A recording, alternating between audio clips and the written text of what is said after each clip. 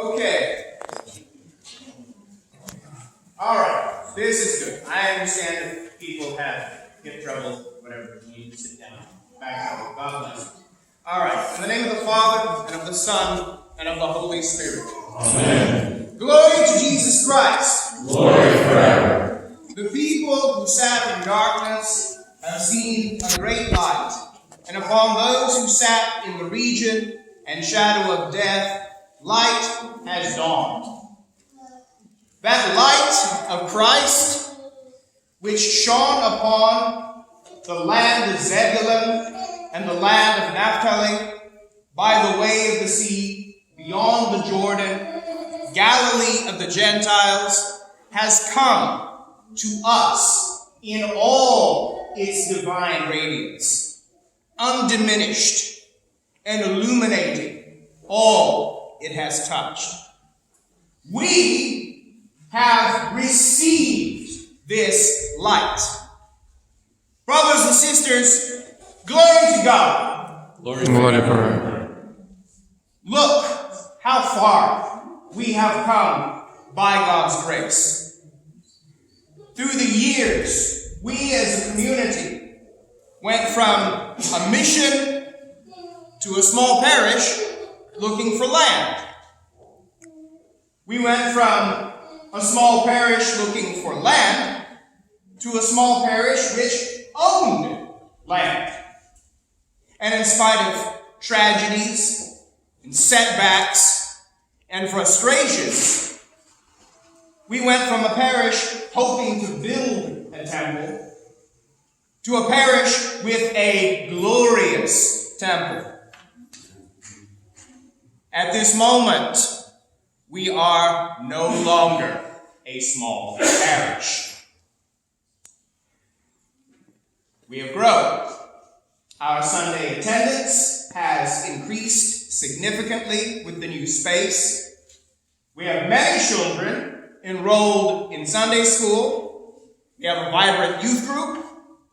Our small groups are bringing our people closer together. And even with all of this, brothers and sisters, we have the ability to grow even more. God has indeed blessed us with his great mercy, which endures forever.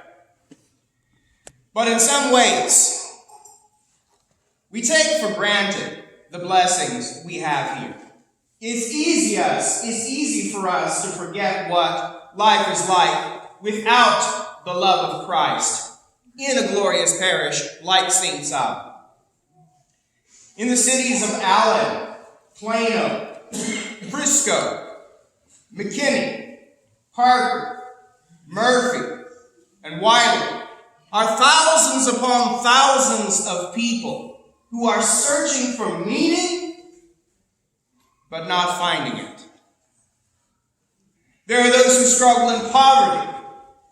There are those who struggle with addiction to alcohol, drugs, and pornography. There are those who have sold their souls to their employers. And they've been told the same lies, that the material world is a good in itself, and that if you have more stuff, that you'll be happy. That real freedom is allowing your appetites to rule you, and that you should identify yourself in terms of your appetites.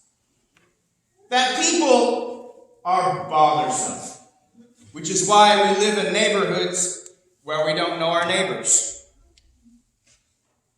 That the meaning of life is happiness, and that we must always seek to be happy.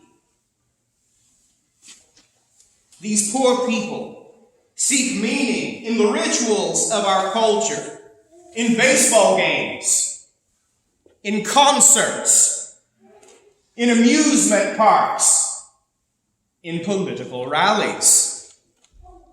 They seek meaning, but they find none.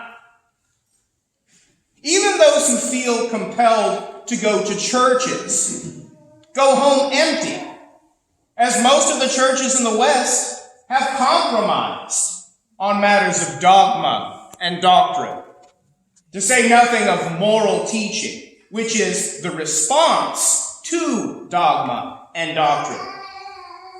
These poor, empty, isolated people feel like they are going to explode because of their lack of relationships, because of their inability to connect to the transcendent, because of their helplessness in the face of suffocating darkness.